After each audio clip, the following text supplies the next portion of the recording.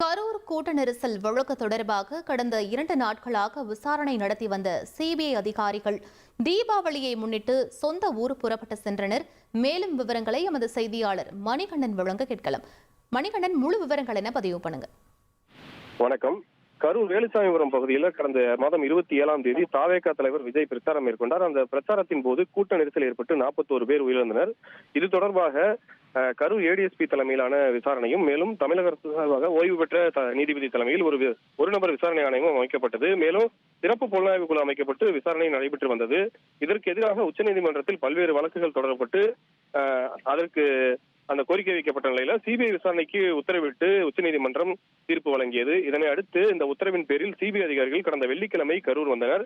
கரூர் வந்த அவர்களிடம் எஸ்ஐடி குழுவினர் கரூர் வழக்கு தொடர்பான ஆவணங்களை ஒப்படைத்தனர். ஆவணங்களை பெற்ற சிபிஐ அதிகாரிகள் கடந்த 2 நாட்களாக விசாரணை நடத்தி வந்தனர். இந்த நிலையில்தான் தீபாவளி பண்டிகையை முன்னிட்டு கரூரில் இருந்து சிபிஐ அதிகாரிகள் இன்று சொந்த ஊருக்கு புறப்பட்டு சென்றனர். சொந்த ஊருக்கு சென்ற சிபிஐ அதிகாரிகள் வரும் புதன்கிழமை மீண்டும் கரூர் வந்து விசாரணையை தொடங்குவார்கள் என்று கூறப்படுகிறது. விவரங்களுக்கு நன்றி மணி.